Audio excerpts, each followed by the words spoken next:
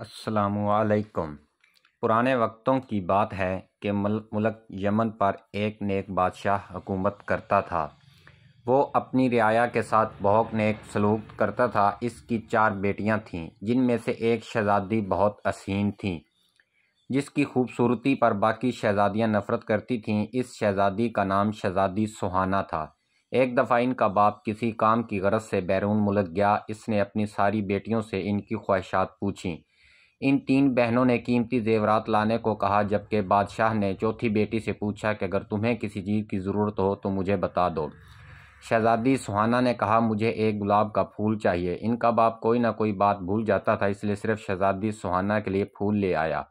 बाकी चीज़ें वो भूल चुका था। जब वो घर आया तो शहज़ादी दरवाजे पर खड़ी अपने बाप का इंतज़ार कर रही थीं। जब इनका बाप आया तो सिर्फ एक फूल के अलावा इसके पास कोई चीज़ न थी। शहज़ादियों ने अपने बाप को बुरा भला कहकर बाप की नाफरमानी की। शहज़ादी सुहाना कमरे में जाकर रोने लगी।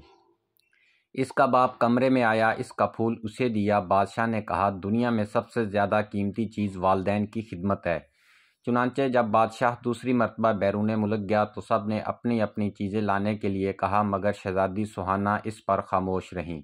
इसने सोचा कि इस बार कोई ऐसी बात न हो कि जिससे मेरे बाप का दिल दुखे।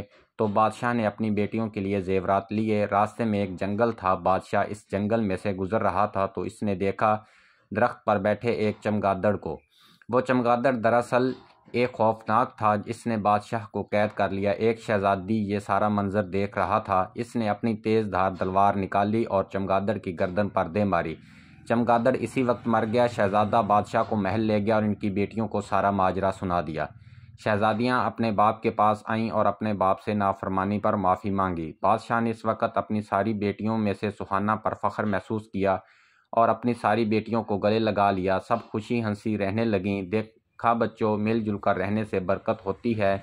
हमें भी चाहिए कि शहज़ादी सुहाना की तरह अपने वालिदैन की खिदमत करें और ऐसी बात ज़बान पर ना लाएं जिससे वालिदैन का दिल दुखे। वीडियो मुकम्मल देखने का शुक्रिया। चैनल